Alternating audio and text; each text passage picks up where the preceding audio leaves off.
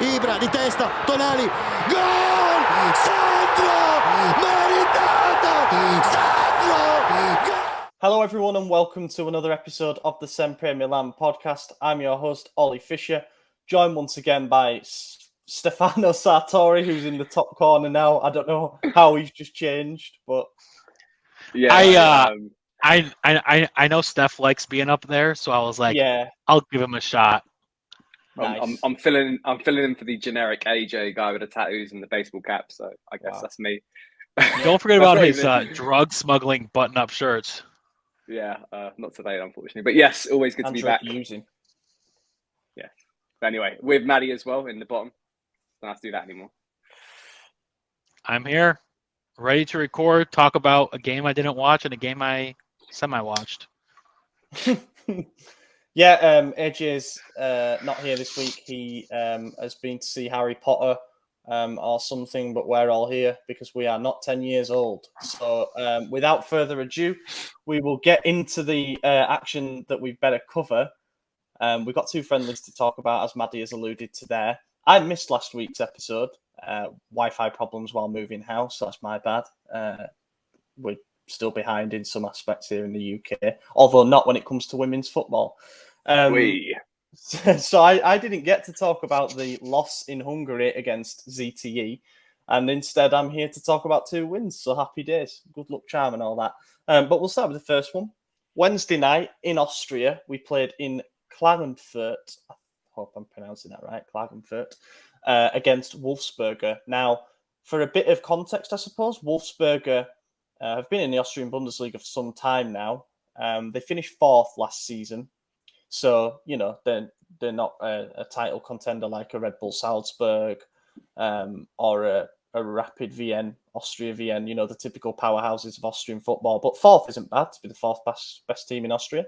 So I was expecting perhaps a bit like the ZTE game, a bit of a tough outing against a team that are a little further along in their pre-season preparations and are obviously going to play it intensely because that's what Austrian and German sides do. They press like maniacs. It couldn't really have been any easier, to be honest. It was a pre-season run out where we didn't learn an awful lot because it was a complete gulf in quality. It would be fair to say. We were 2-0 up at half-time and we were 3-0 up after 64 minutes. I know you didn't watch this. Or did you watch this one, Maddie? Yeah, you did. You half-watched this one or something. Yeah, that's one that we ran up the score on. Yeah, that's the one. And Stefano, what did you think as someone who did actually watch the game? No, I thought it was good. I think there was some good, obviously a lot of good moments. I mean, I had to recheck the goal scorers because sometimes you forget who scored in the friendlies. Your boy Gabia scored the fifth goal, of course, Ollie. It was good. It was really, it was obviously in redemption season, maybe not with us. It was good. I mean, looking back at the stats, dominated in possession, 68%. Like passes, 584 against their 280. It was, I think you expected more. To be honest, I went into the game completely forgetting who they were. I thought it was Wolfsburg. A bit horrible for me to be a bit sort of not similar, like, sort of knowing anything about. Name. Yeah, same name but a different league completely. But yeah, no, it was just a sort of a dominant performance. Good to see certain people on the score sheet. Macias obviously got onto the score sheet. Leao with a really good goal at the start. Sort of set proceedings. There was a bit, obviously, we scored in the 40th minute, so there was that sort of trying to break them down to get that first goal. But it was just really dominant. I sort of didn't really think we had a proper test coming away from it and sort of, you know, really getting us match ready. You know, 12 days now until we play Udinese. At the time, let's say like it was 20 days at that point. We sort of wanted to get a proper test under our belts, especially when you look around Italian football and you see sort of Inter are playing bigger sides around Europe in their sort of pre-season friendlies, and Juventus are playing Barcelona, getting handsomely beaten by them, and Real Madrid. You kind of wanted to see maybe a bit more of a test. So even if we lost it or we draw it, you sort of something to gives us a signing of what players are going to maybe be relied upon this season. But at the same time, you're not going to say no to a 5-0 win. So I was really happy with the performance. Good chance to get legs into the minutes. But I think we'll come on to it obviously shortly in a second. I think the Marseille game I was much more impressed by when you sort of weigh up the opposition that we're playing against. But yeah, I couldn't want any more really in this game. It was like a strange timing, in my opinion, because obviously we've been playing sort of a game a week in pre-season up until that point, and then we decided to schedule a friendly in Hungary on Saturday, go for a training camp in Austria for like 3 days, and then finish that with the game against Wolfsberger, and then straight into another big game on the Sunday against Marseille. So obviously it's a good chance to rotate, as you say, give everyone minutes in their legs, which is important in the build up to a season. But yeah, just being all over Europe, a bit of a European tour, which I suppose is good for fans. Good to see a lot of fans at both the friendlies that we'll talk about. But yeah, there isn't much you can say. The quality of opposition was disappointing for me. I was expecting a tougher game, as kind of alluded to. I thought that with them being a little bit further ahead, they might really put us under some serious pressure, at least make things difficult. They did sort of for those first 30 odd minutes, mainly because we didn't score, but we certainly had the chances to score. And yeah, then when the deadlock was broken, it became quite apparent what was going on. What I admired was that in the second half, instead of just playing a normal game, Wolfsberger decided that they were going to just attack at all times and try and get themselves on the score sheet. And then at the other end, yeah, that made things a little bit wide open for them. But yeah, there was a lot of encouraging performances. I must say I've been impressed with what I've seen from Marseille so far. I didn't see the ZTE game, so maybe that might counterbalance things a little bit. But it's good to see his name on the score sheet again in pre-season, and he scored against Marseille, which we'll come on to. Liao looked lively. It was his first start of pre-season, and he did look very good. But I think the man who stole the show again was Yassine Adli. I couldn't agree more. Yeah, that is one thing I took away from the game. Yeah, he was exceptional. He really was the orchestrator of pretty much everything good that came in the first half. In fact, the first 60 minutes, right up until he scored his goal. And I think that he's perhaps been the brightest note of the entire pre-season so far. He's been like a breath of fresh air. Everyone is raving about him. His teammates are saying good things in the media. His performances out there on the field have been really good, even though we've seen briefer bits and longer spells on the pitch. But him in that number 10 role almost has me thinking, do we even need a new number 10? But we've got one, so we mustn't complain. He's finally coming, CDK. But yeah, he was very, very impressive. Certainly deserved his goal. He also got another assist. So, fantastic stuff from him. And he'll be giving purely a real selection headache because he looks to have totally hit the ground running with us. And that's great to see. And then the other, Gabia got a goal. That was nice to see. We're coming up to probably, I'd say, the decisive days in the transfer market for some players like him. And I think that he might perhaps be on his way out. But that was nice to see him get a goal from a Fode Balotore cross, and what a cross it was. He actually had quite a good game. He followed up a decent performance in Hungary with a decent little showing against Wolfsberger. So that was an interesting paradigm. But yeah, that was it. There weren't any horror shows really. There wasn't much for the back four to do. We've played a first choice defence plus Menyan in the last two friendlies, and it's no coincidence that we've kept 2 clean sheets and they haven't been, bothered that much, to be honest. Menyan's had 2 very quiet games, and that's good to see that the understanding's immediately been there again amongst the back 5 players in the team.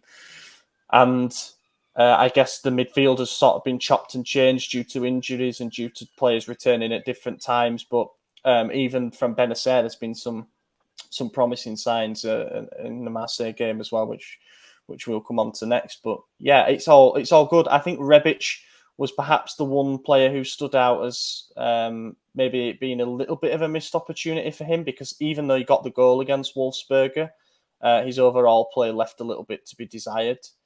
And there was also a couple of players off the bench that might have wanted to do a bit better with their shot. But yeah, job done. Happy days. We didn't win a trophy for this, like in Cologne. But, we're not Roma. We won't be celebrating that anyway. So, yeah. A bonsai would have been real nice. Yeah, I do kind of want a bonsai for the new flat, to be honest. I used to have one. I killed it. That's awful. I water too much. What's the natural life expectancy of a bonsai tree? I think they can 10,000 live a years. very long time. I mean, what did you do wrong? What did you do wrong, Maddie? I watered it way too much. well, You trimmed the wrong bush. You should have been trimming that. Maybe this is something the else. time to announce our sponsorship from Manscaped. I wish. Coming soon. Yeah, anyway, on to the Marseille friendly. So, yeah, as Stefano said, this was certainly on paper going to be a better test for us at this stage of the pre-season, because I think a lot of people, perhaps who don't follow League that closely, will have had the same impression that I had, which is that Marseille are kind of like us. They had a dormant period for a few years in the mid-2010s where they just couldn't really get anything good going at all. And then recently have had a little bit of a resurgence. They finished second last season behind PSG, which is no disgrace. We know what they're like in that league. And therefore, they're back in the Champions League. So the Champions League nights will be coming back to the Stade Velodrome, which is on my bucket list. It's a bloody good stadium, is that. It looks really good. I wouldn't mind it going to that friendly, actually, but it is in Marseille, so swings and roundabouts. But yeah, it certainly was a better test on paper in terms of the quality of the two sides. But I think if I was underwhelmed by Wolfsburg, I was even more underwhelmed by Marseille. Say they're meant to be a week ahead in where they're at with their pre-season programme. I thought they were pretty poor. Yeah, I mean, yeah, they were pretty poor. Have they not recently changed coaches?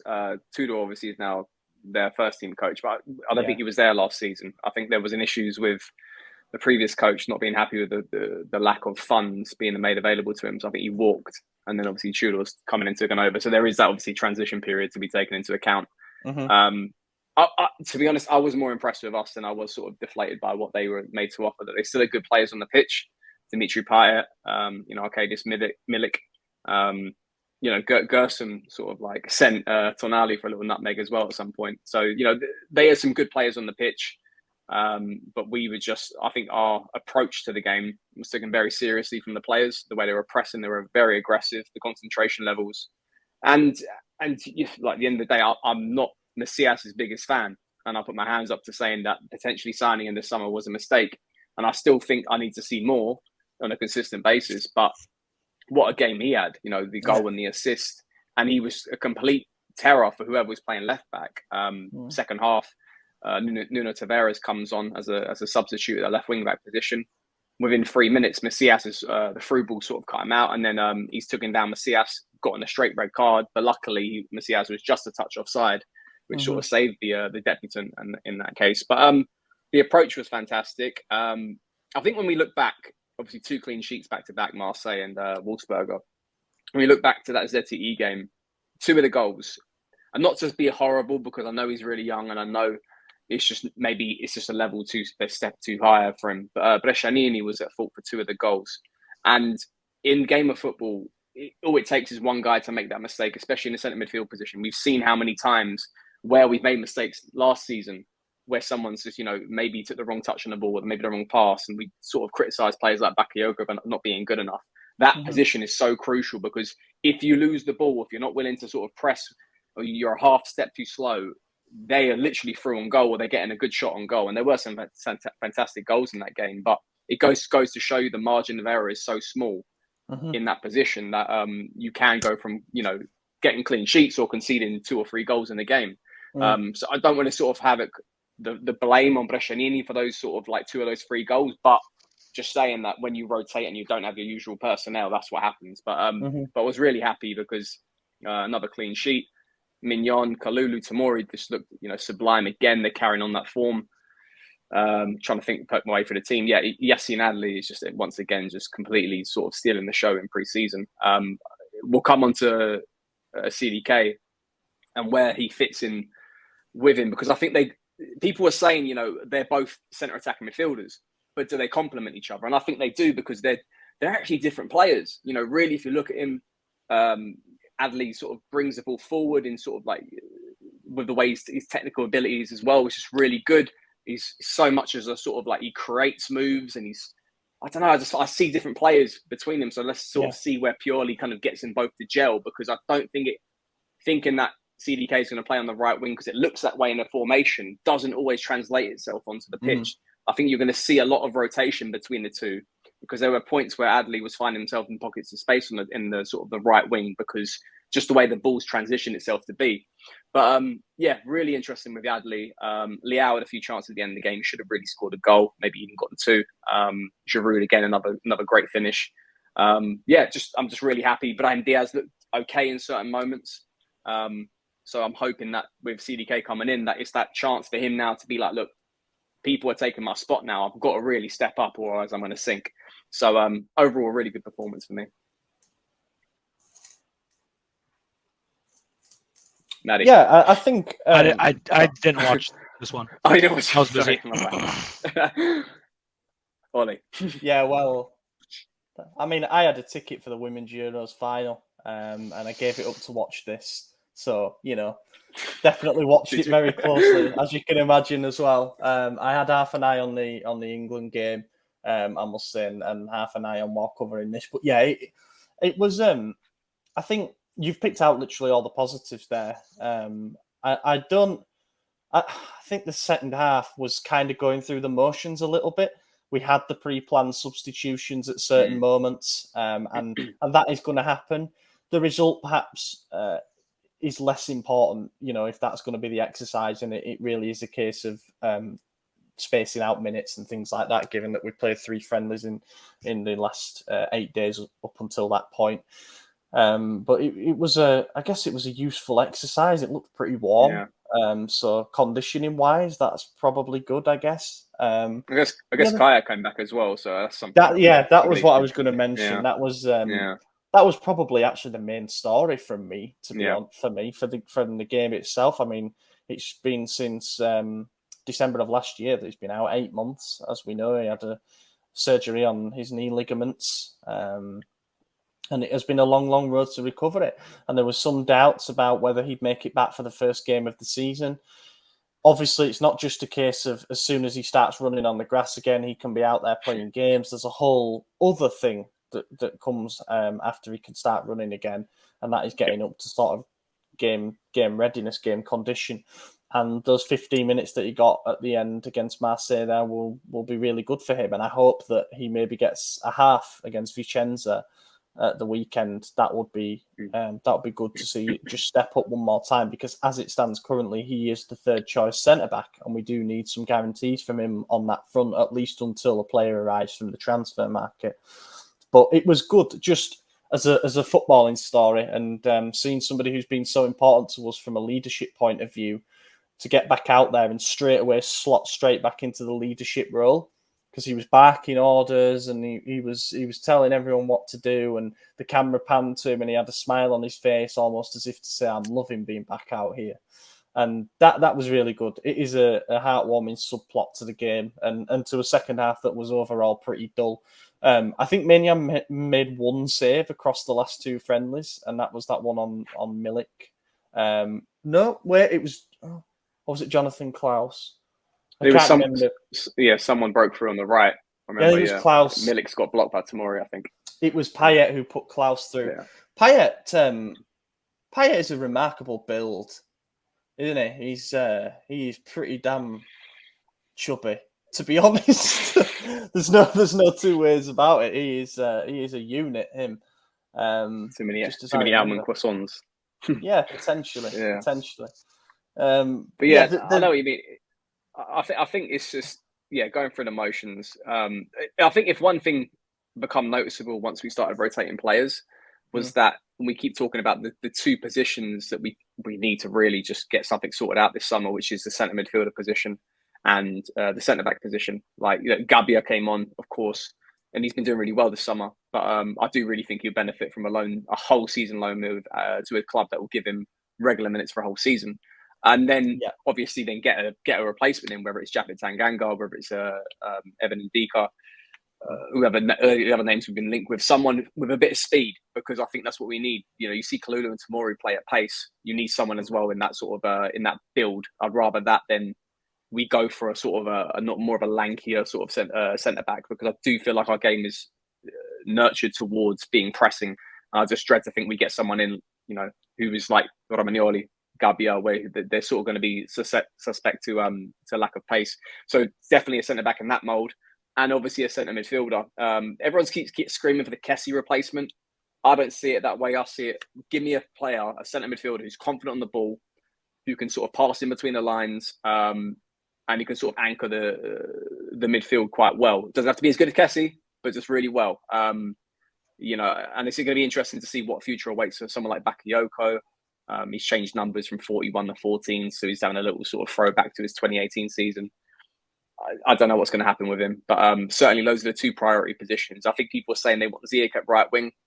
We have to sort out what the hell we're doing with the rest of the Salah makers if we get a bid for him. I just personally don't see us adding players in to the forward line until we maybe shift someone this summer. So I just think the priority right now has to go to centre midfield and centre back. Yeah, that's what became quite. Saying that's what is that including CDK? That's yeah. Sorry, as in when you really factor in CDK and you break it down, that left wing Rebic Leao, forwards Ibra, Origi, Giroud, even CDK can play up there. But anyway, Cam, CDK, Adley, Brahim Diaz, and on the right you've got Salamakers, Macias. There's about 9 players there for 4 positions.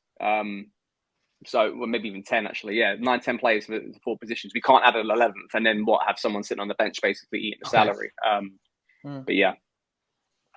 I thought you said you wanted to add another center mid and defender, and I was like, that doesn't make sense. We have so many midfielders on this team. I think we do. Right. No, we do need another centre midfielder. You think so? Yeah, we can't rely on Bakayoko because you take away Tonali and look, Pobegga's still injured, so we need to see what you're running a big risk there. And Krunic at centre midfield, he does a job. He's the sort of the wild card.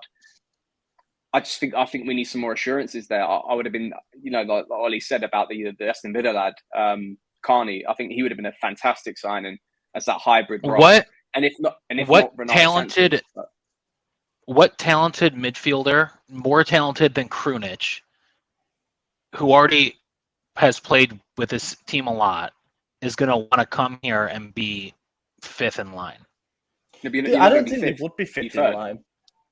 Yeah, you can't go into this season with Pobega as the 3rd choice. I just don't think that can happen. And that's not me saying that he'll never amount to anything as a player, but I just think we had 3 quality central midfielders last season. Are we really going to go into a 50-game season with Pobega as the 3rd choice and Bakayoko 4th and Krunic 5th? I mean, that would be a downgrade in that department for me. And, you can't do that after a season when you've won the league. If you're letting Kessie go on a free, it's with the guarantee that you're bringing in someone who is going to replace him, at least numerically, if not in the same way. I mean, it's no coincidence that we're going after Renato Sanchez and we've got, other midfielders on the list. I think the management know that we need a reinforcement in that area, and that would probably then trigger the early termination of Bakayoko's loan, even if he has changed numbers, which I'm a bit worried about, actually. Maybe that's a sign that he's staying, but we'll see. And then, centre-back is an obvious one too, because Kier, for all his, I guess, guarantees that he's offered on the field so far, we're heading into, as mentioned, a long season where if he is to be the 3rd choice centre-back and he's just come back from 8 months out with knee surgery, we can't ask too much of him, and we're 1 injury away from being in crisis again. So we need to be careful on that. But they know what they're doing. I mean, every reputable source is saying that we're after those 2 positions. And Sky did say earlier today, and Milan News, that Ziyech probably won't arrive unless we sell someone in the attacking department. So could it be a case of Messias impressing in pre-season and being sold on for a little bit of a profit that then frees up someone else to come in? I can't imagine Salamanca's pulling in any offers at the moment, to be honest. It has to be him, though. It does have to be him, probably, yeah. Yeah, and I wonder if, Otzi's had a lack of minutes in pre-season because he actually started the game against Marseille because he chose to basically change 3 of the 4 forwards. But I think in the main exercises, it's been Matthias who started, and I don't know, maybe Pioli's sending some signals out that he's going to be the guy, and that then puts the ball in Salamanca's court. If a club comes in and says we can offer you game time, maybe he's at the stage in his career where he fancies it, but we know how attached he is to the club, and he seems to be a good character in the dressing room and stuff. But it'd be interesting to see if there are any late movements on that front, or even if the possibility opens up to just bring Ziyech in anyway and just work it out as we go along, kind of thing. But I agree with what you're saying. If we had another forward into that mix, then there's a lot of players for a few roles. But yeah, talking points now then, I suppose. Oh, and just to cap off the thing, Rebic also didn't look that great. He looks like, I said in the chat, I think, he looks like that kid that you would have to allow to play football with you at lunchtime, despite the fact that he didn't really have any footballing ability and was just head down running into people. That's kind of how he looked in that Marseille game. But I can't fault his effort, and he always wanted to get on the ball and try and make something happen. So give me that, and give me him, really going for it over somebody who doesn't give a shit. Give me that anytime. But yeah, it's an important season coming up for Rebic, and he needs to hit the ground running. You don't learn much from pre-season in terms of how many goals a player's going to go on and score. He could have 10 goals by Christmas. We know what Rebic is like. He goes through bursts of confidence. But yeah, it is an important season for him. So, first talking point, I suppose, CDK is actually coming. Charles de Ketelaere. I'll get that nailed for next time, but I didn't think I'd... Charlie. Charlie, yeah. Charlie. We've got... Yeah, Charlie. I don't know where we were at when you will have recorded this last week, but I'm guessing it wasn't imminent, and it just seemed No, it was... we had just released exclusive news, and I forgot what it was. It was the SempreMilan Italian site. Yeah, he was Elliot and asking for money. Yeah, and he got it. Clearly. And, I think that this was like a big learning experience for Maldini. I mean, obviously, he was negotiating for this player for like 5 months. But I think he's going to learn when to go back and ask for more money. And to be like, all right, like it's either yes or no. Like, because I feel like we wasted way too much time trying to like get into the nitty gritty when in the end we just had to offer more money and he had to get approval from Elliot. And then it was done,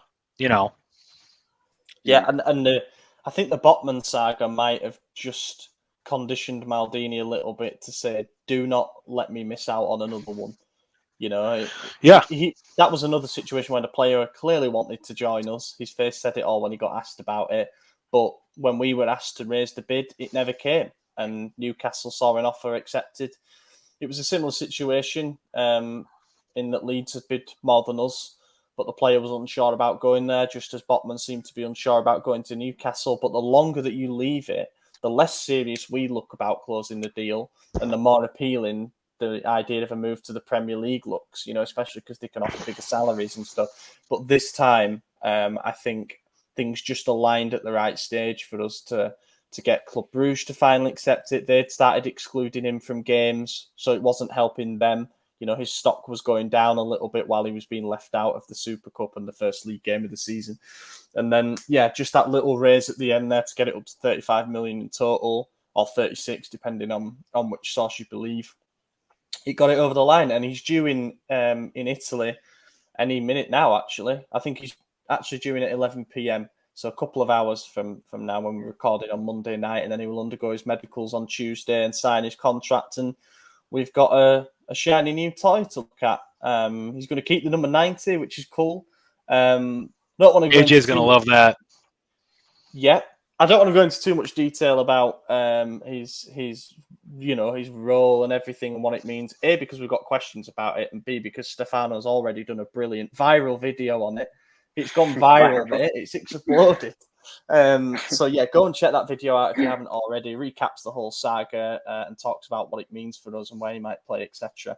But yeah, onto the other transfer market stuff. We've kind of talked about the links for a centre back and a central midfielder, which is par for the course. The name that's come up with more insistence in the last 24 hours is Abdou Diallo of PSG. Now, I think I like his name the least out of Tanganga, Ndika, and Diallo, with Ndika being probably my first choice because of his size. I thought you were going to say the actual name. You just don't like the name Diallo compared to. Yeah, there is that as well. Tanganga just rolls off the tongue. Tanganga's a great name, especially Jaffet. Jaffet sounds great. I would call him Jaffa Cake. And then Evan and Dick is good. One of my very good friends is called Evan though, and he couldn't be whiter. So it's just like a complete contrast, from Ndika. But I like him as a profile. I really do. He's just won the Europa League with Eintracht Frankfurt. He stands out as being a very solid defender in a league where there isn't much defensive quality, in my opinion. He's left-footed, can play left-sided centre-back or left-back. He's not too far off in mould from Diallo in terms of his versatility. But age-wise, he's 22, and his contract expires in less than a year, so he'd probably be available cut price. It's just whether after the CDK outlay, we can now afford to make the 15 million investment that it will probably take, especially if we're going to also have to pay up front for a midfielder. So I'll defer judgment on that until there's a clear front runner in the race. And then for the central midfield role, we're getting the same old updates on Renato Sanchez. In my opinion, and it doesn't seem like it's happened yet, we should have set him an ultimatum a long time ago and said, this offer's on the table until the end of July. We're moving on to other targets if you haven't accepted it by then. It's clear that PSG don't want him that much. Otherwise, they'd have just offered up the 10 million, the 12 million, whatever it would take to get him over the line. And yet here we are looking like lemons, wondering if we're going to get our first choice target while we're on the other end of the phone waiting for an answer from him that just hasn't arrived yet. Sounds like Jorge Mendes has moved the goalposts with regards to salary requests a fair bit already. So I'm not a big fan of the politics at play there. And then, the alternative seems to be Carney from Aston Villa. I'm going to have a go here at saying his surname so people don't think that we're a joke. It's Chukwuemeka. Chukwuemeka. Chukwuemeka. Is it Chukwuemeka? Yeah, Chukwuemeka. Chukwuemeka. I think it sounds how it spells. You just break it down with a Chukwuemeka. Yeah. Austrian-born of Nigerian descent, and he's meant to be a real gem. We actually did an interview with a guy who watches Aston Villa's academy very, very closely. So check that out. That's in the exclusive section of the website. He breaks down everything, his background, his best position, what his current situation is. It looks like his pathway to the first team is being blocked by signings, and therefore he's ready to try something new. His contract runs out in the summer of 2023. He either leaves probably for a lower fee than his potential value down the line this summer, or he goes for 470k, I think it is, next summer in a FIFA development fee thing. So the difference I think between Renato and him is that Renato's 24. Coming towards the prime years of his career, has already won Liga, has Champions League experience, whereas you've got Carney, who has a handful of senior appearances, and while he's a big talent for the future, he isn't the ready-made signing that Renato Sanchez would be, So I can understand why we're going for Renato at the moment, and we'll go for him until we receive bad news, I suppose.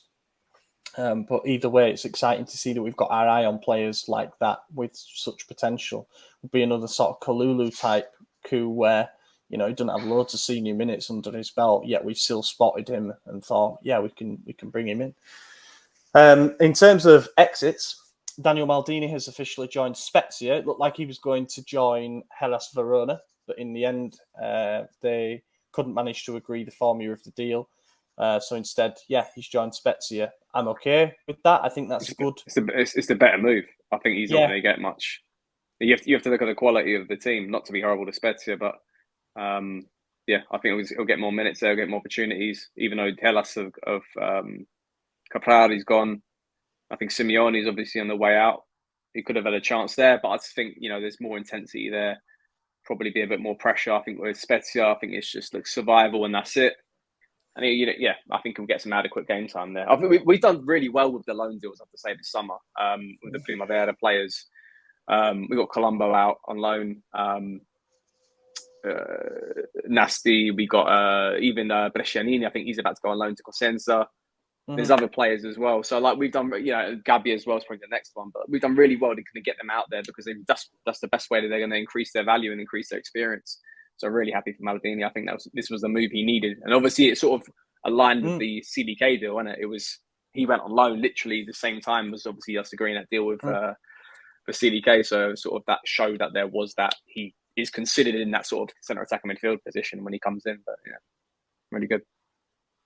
Yeah, and also it happened on the day that Origi did his unveiling at Casa Milan and signed some autographs. And because Maldini had gone, he got his 27 shirt as well.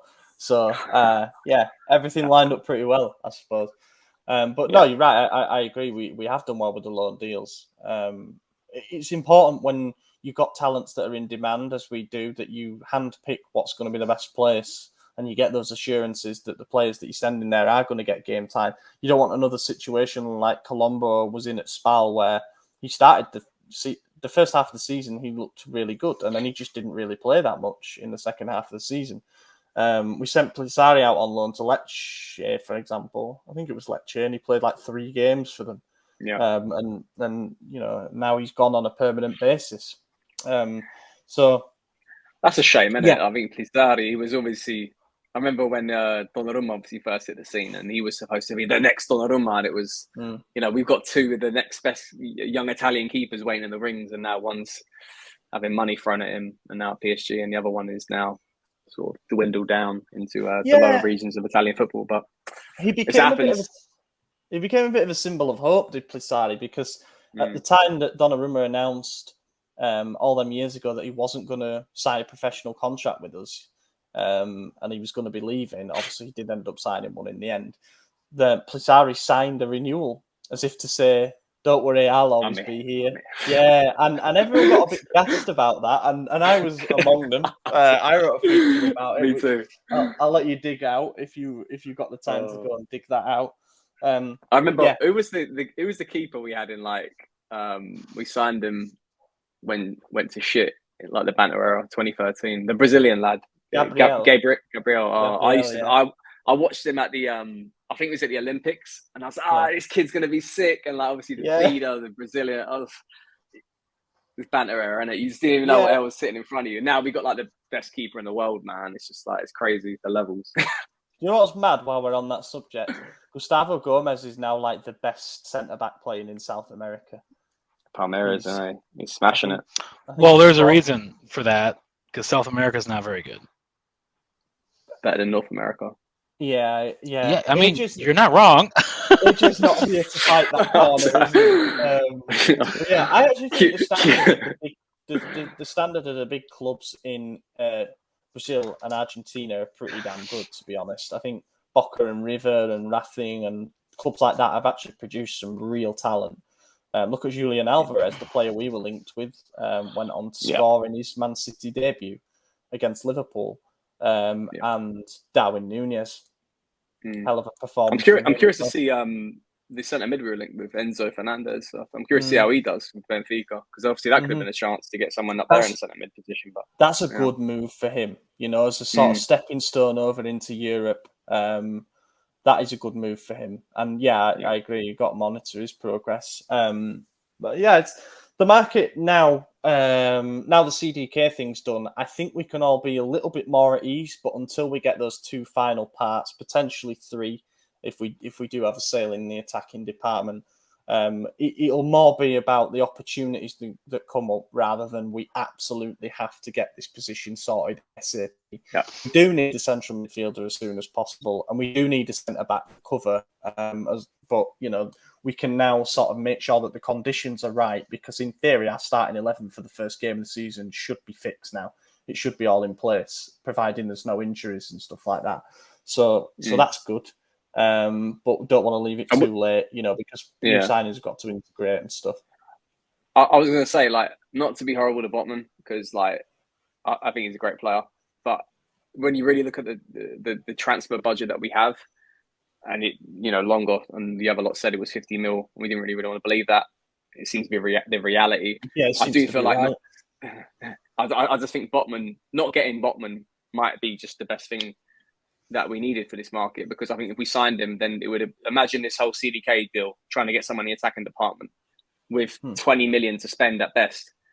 It would have been, we would have got no one. We would have gotten we were going to really add some quality to this side. And, as long as the spine of the side is good, and I think that's the importance of getting that centre back and the centre mid really added to this. And, as long as the spine of the team is still good and it's still going to be consistent to what we had last season, I'm really confident going into the first game and obviously this season.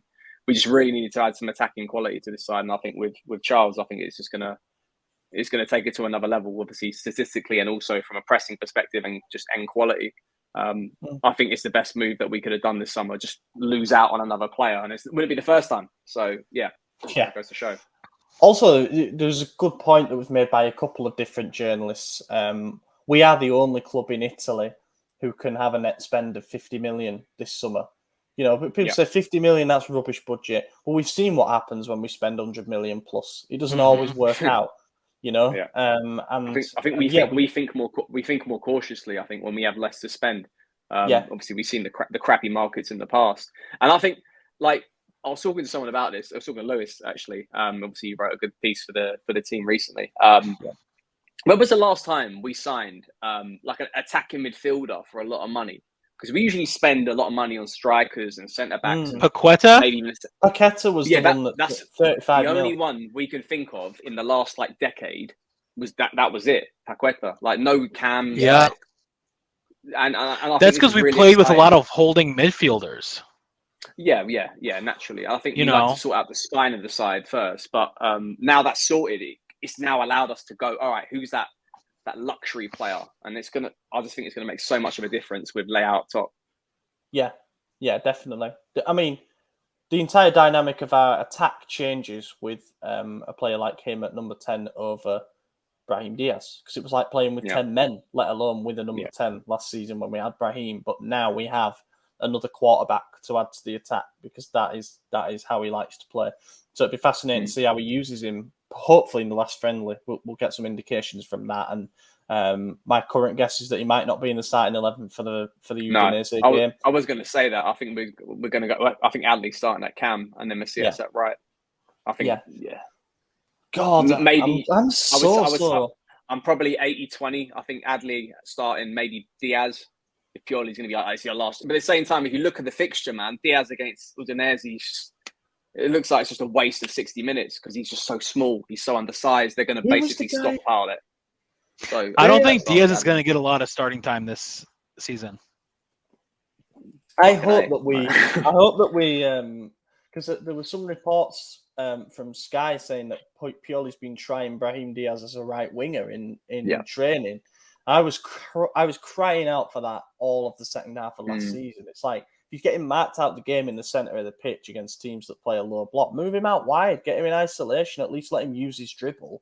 And I would like to see that happen, if we're struggling a bit in that area of the pitch. But if everything goes well, CDK comes in and we don't end up selling any more pieces, then I think Brahim Diaz's minutes are going to be further reduced. But, he seems to have the right attitude. He seems to want to stay and fight for his place. And I like that. And when you consider that we gave Leao 3 seasons, he was into his 3rd season, shall we say, and then he really got to grips with the league and the system and kind of exploded from there. you just never know.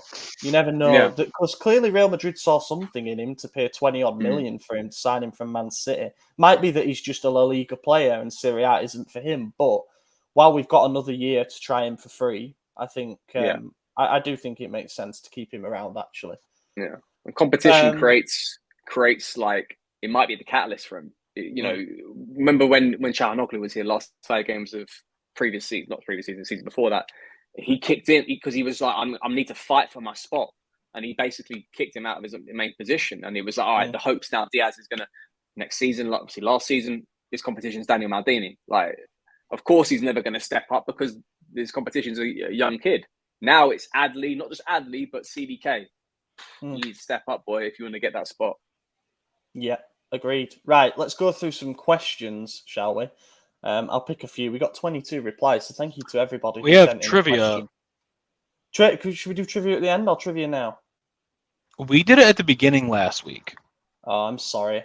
I've messed up the segment. We'll do it at the end, and then maybe, that rewards people for getting to the end. And after a half hour of Oliver Fisher questions? Yeah.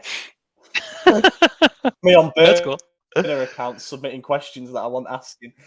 We got a lot of questions about CDK and his role and stuff, so factor that into the ones that I pick here. But Kareem asks, thoughts if Adli outperforms CDK by a very significant margin?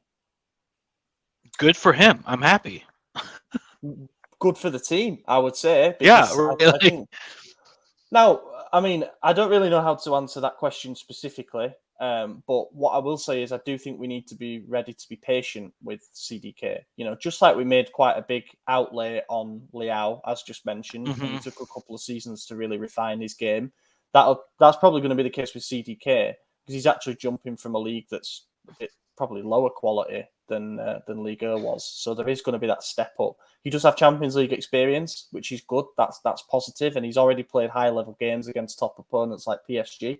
But yeah, like everything, takes time. He's 22, settling into a new country, learning a new language, getting to grips with a new bunch of teammates, and you need to factor all of that in. And it's not like our system's a simple system either. You really do need to learn the mechanisms. Some, like Adli, probably pick up on it straight away, but others just need that bit more time. And I think the question could be answered with, after a year, don't compare him to Adli.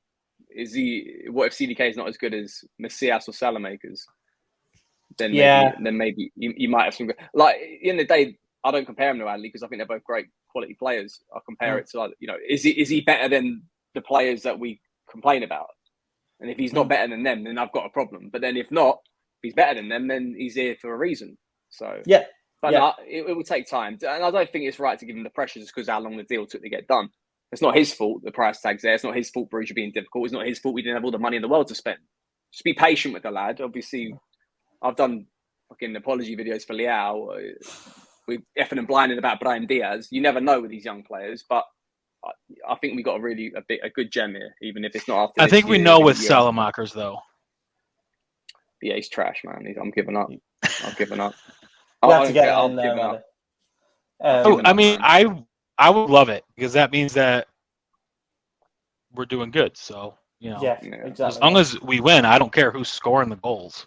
Also, Stefano, I didn't know that you'd started working for Brentford as a scout because they signed Damsgaard for 20 million. So there you go. That's where he's ended Damsgaard, Aaron Hickey. You know what I mean? I've just got my little things everywhere. It's not about what you know; it's about who you know. Yes, this is it. They're exciting at Brentford. I really like their recruitment. It's a bit different. It's kind of Moneyball, but yeah. So next question. A 4084. What will it take to get rid of Bakayoko? He can't possibly be in Milan's plans. Well, I thought we could just leave him behind and not let him get on the plane back from Marseille because apparently Marseille are interested in signing him. So I'd be surprised if there weren't some talks about that around the friendly. I just don't see why he'd even want to stay, to be honest, at this point. I mean, I know he's picking up a wage for doing nothing, but like at this stage in his career, when he knows he's so far down the pecking order, we were hoping to be able to rely on him during AFCON when 2 of our starters were gone. He ended up getting subbed off at half time in 2 of the games. Like, It wasn't good. Pioli doesn't fancy him, clearly. I think this was a Maldini re-signing. I think this was a deal that he saw as easy to get done, and brought him back. But I don't think Pioli likes him. So what will it take? I think it will take a team who is seriously interested and manage to convince Bakayoko personally, on a personal level. It could be Gattuso's Valencia, yeah. We'll see. You can't shift trash. It's that simple. I'm sorry, but like you can't shift it. You know, like not. And this goes for someone right now. Like, and I loved him. I really think, you know, I hope he really kicks on. But like Salamakers, everyone's saying, "Oh, why can't we sell him to get in Ziyech?" You can't shift it if it's trash right now. Like, it's simple as that. Who's going to come in for Bakayoko? Like, we can't expect favors from everyone. We barely enough got rid of Castillo after 3 seasons. So like. You know, it's difficult. It's harder than it seems. And then you've got to factor in the wages, how much you want to.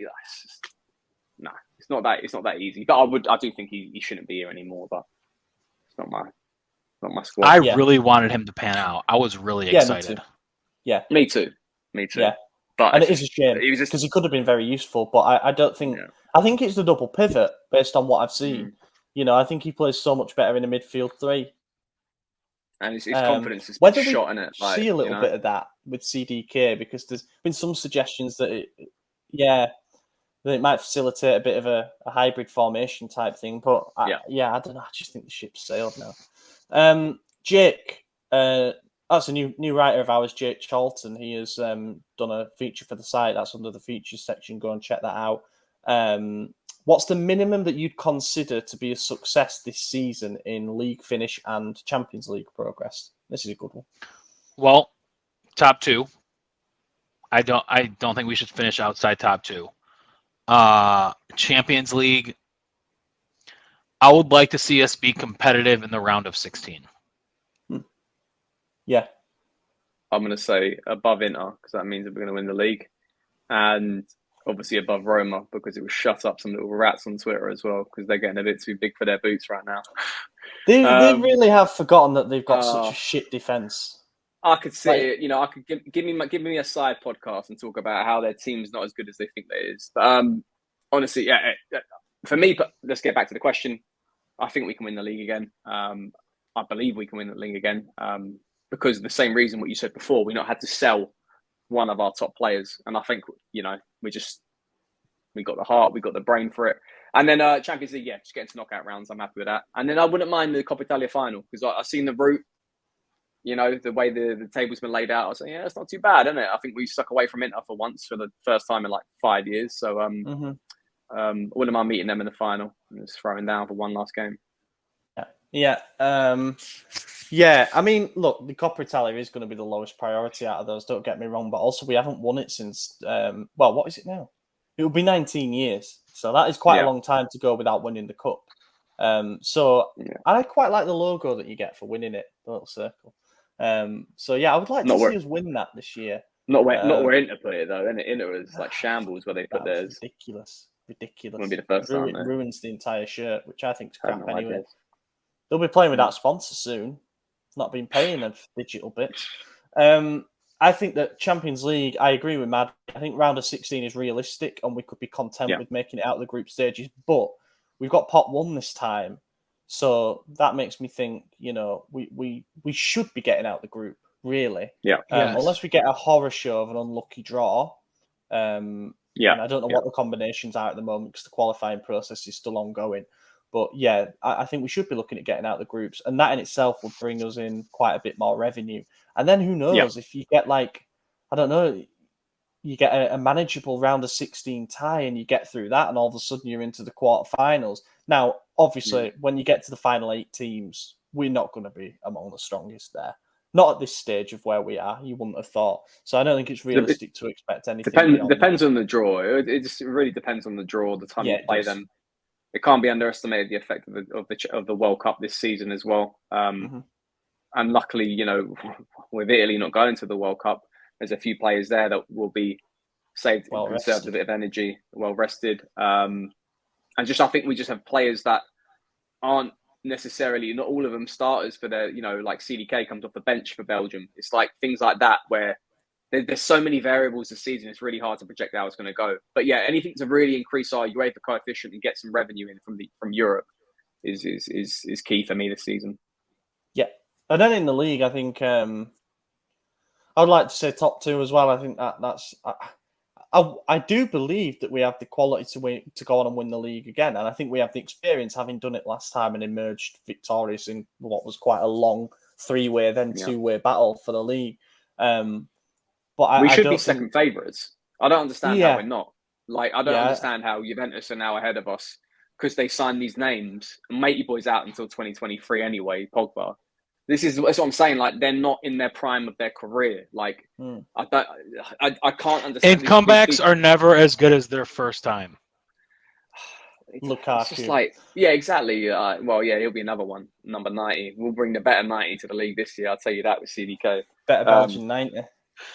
Belgian 90, yeah. Total 4th best 90. Belgian in the league, old Romelu. But yeah, we always get underestimated. I don't care because it makes us the victory much more sweeter. Let them sort of jump on the Roma hype, then jump on the Juventus hype, then jump on the Inter hype. I think we'll just do our business in the background. You know, Napoli as well, free fall. Yeah, Napoli are done. They're coming out like the fans are like this bloody potential team that they could have. Like, we're going to sign that. Simeone's might even go into them like typical. Like, they're living in dreamland as opposed to what's on the pitch. Like, losing Koulibaly's massive and Insigne as well. I do love the Georgian lad. I think he's really good. But at the same time, if you factor in how long it's, let's see him kick in the Serie A for a couple of games. And so I just think we should be top 2 just because Inter as well. There is one thing that presuming we don't lose any star players, there is one thing that would totally transform it, in my opinion, and that is if Inter do end up selling Skriniar, because Bremer's not there anymore to be the replacement. And I think that if you lose him, you lose probably the most important player that they have, in my opinion. He's been the bedrock of that defence. Losing Perisic as well. Perisic was probably their player of the season last season. He was that good. There's talks of Dumfries going as well. Now, imagine you invest on a guy who you think is going to be a long-term Hakimi replacement, and he goes, so you're forced into playing Darmian at right wing-back again, or, Bellanova maybe. I don't know. It will just destabilise them at the very wrong moment, and I would love to see that happen. We'll do a final question from Milo De Luca. If you were Pioli, would you request that Ziyech still be signed for some extra quality on the right wing, or stick with Macias? Also, would you consider Veretout for midfield instead of Renato? It's not his choice. I mean, that is true. It's not Pioli's choice, and I think he'll never request a player to be signed. No. It's not how it works in Italian football. I think you have to understand it's not like English football, where they have sort of like Arsene Wenger sort of profiles where they can control the transfer market. Like, it doesn't work like that, and I think Pioli will never be like that because he's never that demanding of a coach. He's too respectful of the situation. But back to the question, I think he's the sort of guy, if we're talking about Pioli, he'd stick with Macias. I think he would. I think he respects the people that were there last season. Veretout, I don't know. It's maybe a bridge too far. Yeah, I think he's trash. Yeah. But yeah. I mean, so some people are overreacting about the Veretout things, talking about it like we'd be signing Montalivo or something. Veretout is a good Serie A midfielder. Let's not forget that. And actually, he chips in generally with like 7 or 8 goals per season as well. He takes a good set piece. They all count. He's a Kessie replacement. Kessie replacement sorted. Yeah. Kessie. Yeah. He's not awful. He's not trash. It'd be uninspiring. Yeah. It'd be uninspiring if, out of all the names that we've been linked with, we decide to go for a 29-year-old Frenchman. Not that French. I'd be surprised because that does not fit our business at all. That's my point. Yeah. Unless you're bringing in someone around that age who is like a proven winner, like a Wijnaldum, let's say. Which I think is probably beyond our financial capabilities in terms of his wages and stuff. But if you're going for someone like a Wijnaldum, you've got a midfielder there with quality, who's good at advancing the ball, can play in a couple of different midfield positions, has experience of winning the league at Liverpool and the Champions League with them. Like, that's the kind of player you bring in who makes an immediate impact. But Veretout is not probably, Right, trivia. Maddie, am I asking it? I think I am, aren't I? Yeah. Okay, let me just... Wait, should we announce the winners from last week? Oh, yeah, you do. So we got an answer via email from Andreas Berglund, who got it right. So that's that. And Maddie, who's in... Yeah, there's also one on YouTube, but I accidentally closed out of the link. Oh. So... I will ask the question while you get the other winner up. So, all right. In the summer of 2006, AC Milan signed a player from Real Betis for 18 million euros. Who was it? And obviously Stefano knows it. I've asked this off air already, and he got it straight away. If you know the answer, brilliant. You can just put the name. If you've got any other interesting backstories related to the player, put them in as well. It might help jog people's memory. But yeah, that's the question for this week. Submit your answers, either reply on Twitter, reply on the YouTube comments, or email again if you want, Andreas. I'm sure you'll get it right. It was Maddie? Rowan Thomas. Yeah, excellent. Congratulations to you two on getting it right. Maybe we'll introduce prizes for this segment at some point, but... Are you in a dungeon right now? Are you in a dungeon? No, I'm in a room and the light is fully faded outside. It's like back to being when I used to record. Say cheese pizza if you need help. The shadow on the back wall is the most. It looks creepy. Yeah, you look like Darth Vader. Your shadow looks like Darth Vader. Also, this kind of glows in the dark as well. Just got this. Thanks, Puma, for the discounts. That's it. Submit your answers as mentioned via the methods, and also thank you to everybody who participated in our giveaway of the About Vintage AC Milan Scudetto watch. We had over 500 entries for that, so cheers to everyone for getting involved, and thank you to About Vintage for the collab on that one. The sale of it huge. Actually ended today, but with them now being a premium club partner, I think they'll do more stuff down the line. We tried to ask him, but he didn't really answer to. Didn't bite on it. No, he didn't. I was really hoping he was going to, but he can't because they're doing a limited release. So why be like, yeah, we are, and the people are like, well, watch. Yeah. It's cool. We're re-releasing it in a month. Yes, so thank you to everybody who has made it this far. I've been your host, Ollie Fisher. Stefano, thank you for joining in. Always a pleasure. Maddie? Yeah, I really had a lot to say this week. Maybe I'll start watching the preseason games or something. Maybe. There's only one left. Probably not. Yeah. Edward _ Toth. Give me a follow. The Bonsai Killer. The Bonsai Killer. Yeah, thank you everyone for watching. We will catch you in a week's time. Eccolo Ante in area di rigore, Ante, vibra, gol! Vediamo se è buono, ce lo dà buono, ce lo dà buono, ce lo dà buono!